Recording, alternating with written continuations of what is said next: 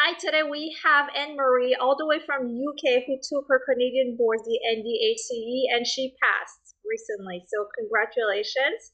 Thank you very much. Anne-Marie, tell us a little bit more about yourself because you are from far away and you took the examination.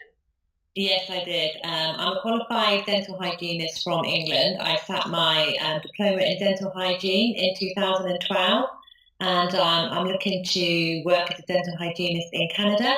So I recently sat my board exam and passed with the help of a student RDH. Thank you very much. Is that very different from the UK exam that you took? Yes, it's very different. The UK exam that I sat in 2012 was all written and essay-based questions. There was no multiple choice at all, so it was a very different format. And I bet you liked the multiple choice exam. Much better. Yeah, very, Yeah. very good. How long did it take you to study? I started about January, and I started first of all just with reading kind of some journals and Moby's comprehensive review to dental hygiene. Found it was very hard going, and lots of reading. And then I discovered student RDH after about 2 months of starting to study, and it was brilliant.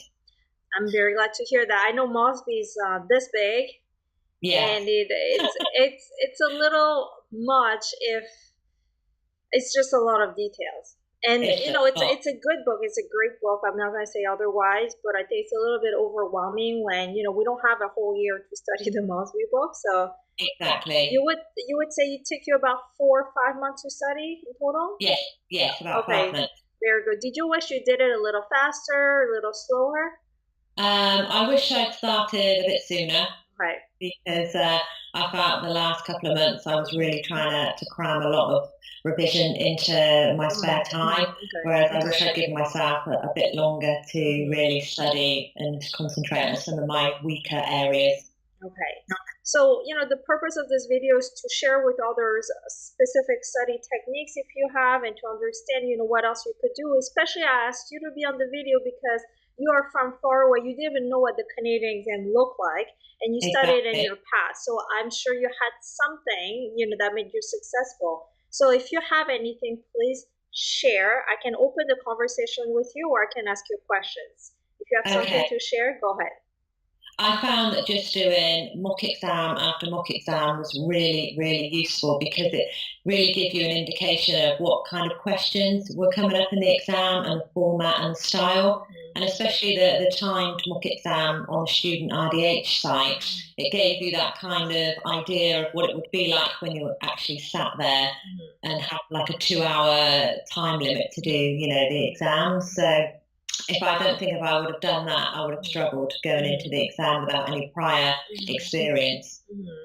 So you're saying time yourself, do the real mock exam, the full thing before going to the examination helped you. Definitely, yes. Is there a sequence that you took to study? In StudentRDH, there are 17 chapters. Mosby, there are probably about 25 chapters. How did you pick this chapters to study? I just worked my way through each one, each study group. I just spent the time going through each chapter just in order because for me it was really all about kind of revision and just going through each stage. I read each page on the Student RDH site and then I sat the kind of mini mock exam after each one just to go through the tests and test my knowledge. If I found there was any areas that I was really weak and struggled with, then I just went over it until I got a full kind of score at the end on the test papers. Okay. So you say you're doing one by one. It doesn't matter the order, you just followed because you were going to do anything anyways. Yes, that's correct. So did you also study first and then did the quiz afterwards? Yes, I did on every one. And what did you think about that? Would you rather reverse the sequence and do the quiz and then study, or you thought that was perfectly fine? It was perfectly fine because it highlighted areas that I probably needed to do a bit more work on. Okay. And now you studied, you went to the exam. How did you feel the day of the exam?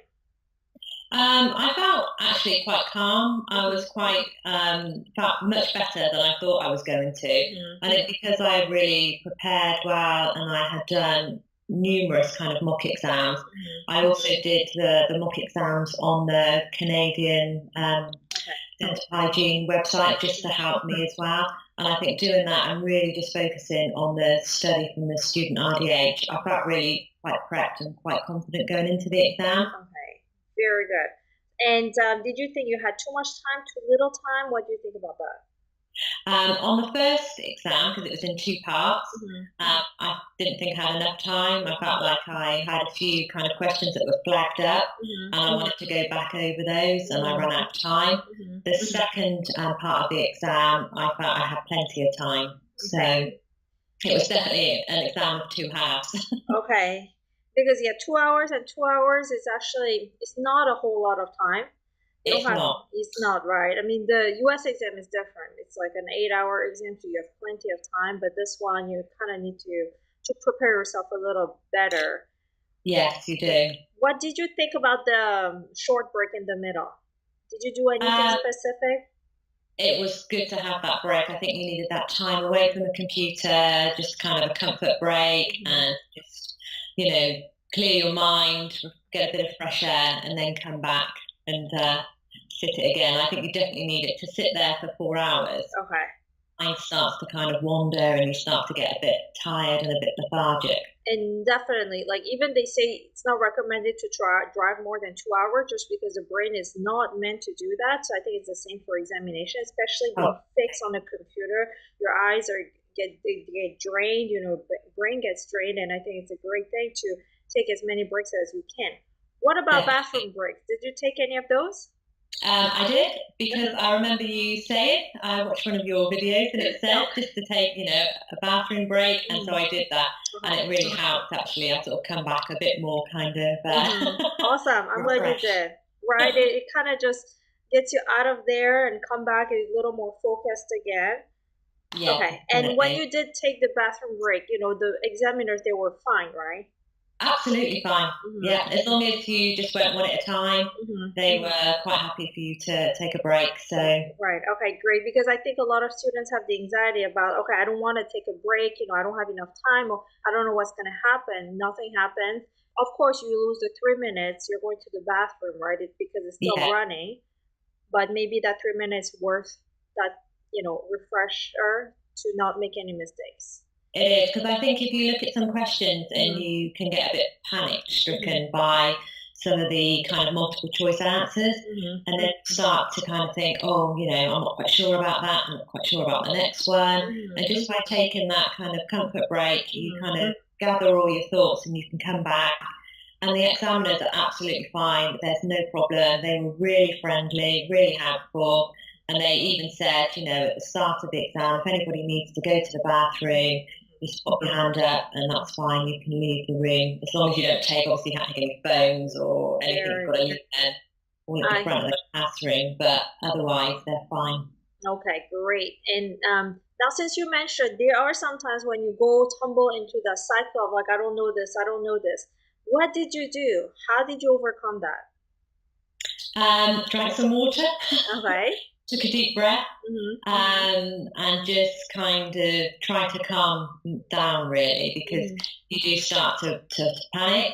But then you just have to think, just have common sense and just think about a lot of the questions in the Canadian exam are case studies and patient-based. And just have to think about, what you would do kind of in that situation, and just try and have your clinical mind focused. Okay, and what did you think about those, short scenarios when you're, given some patient information and you have to solve 3 to 5 questions? I think you have to be very careful, because a lot of the answers, they could really be any one of those kind of answers when you're reading through them. So I think it's very important to kind of read all the information that they're providing. And, when you're answering the other questions, because there's normally, I think, about 5 questions connected to like one of the case studies. Go back over the case study, make sure you read and understand exactly what they're looking for and what they're asking you, rather than just quickly skimming over it. Okay, and I agree with you. I would just repeat that to our listeners right now, that everything makes sense. A, B, C, D, E. I mean, all of things are good things to do if you're a community or health setting or for the patient. All of this will be helpful, but there's something in the question that's giving you a hint of what the answer is going to be. For example, the patient is old and smoking and all that.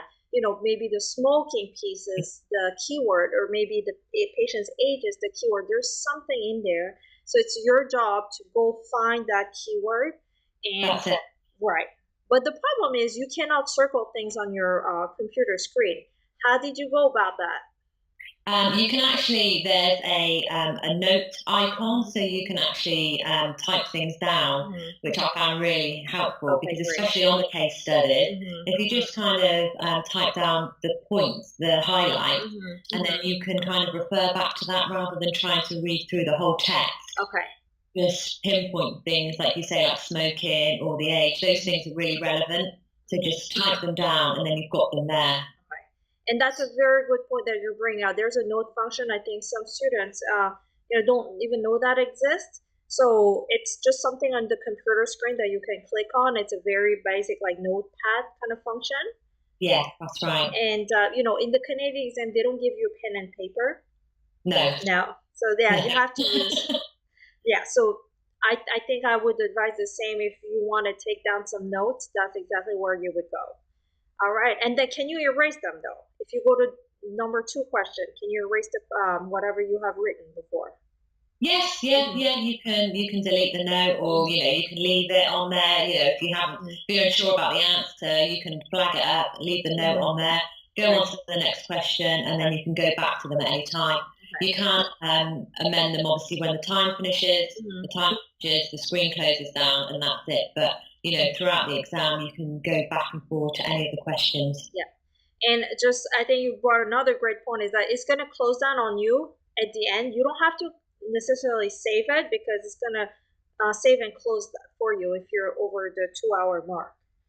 That's right. Then there's another function where you can flag or put a little mark next to the question saying, kind of, I want to come back to this question. There's actually that function also in StudentRDH. You can just put it in yellow before you submitted the answer.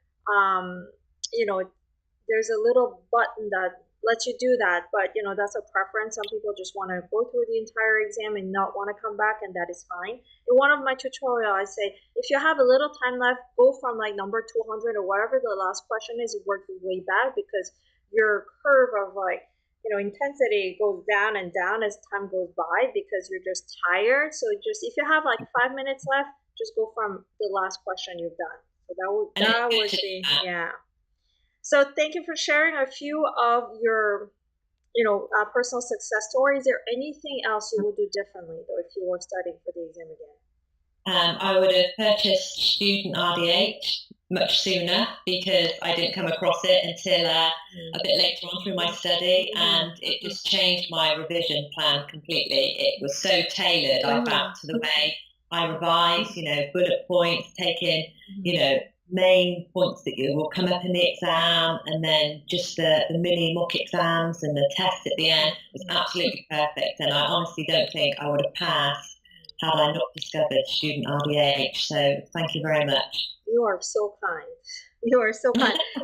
Students always, they always give us great reviews and they tell great things, and I give it back to you saying you did an amazing job passing the exam, because the Canadian exam, the success rate is about 75%. This is an unofficial score, but about 70%, meaning 1 out of 4 students can fail. So, Really? You did a lot of good things in there that I don't know of as well in the examination to make you successful. So congratulations to you. Oh, thank you. And lastly, how did you feel after the exam? Relieved. Relieved, okay.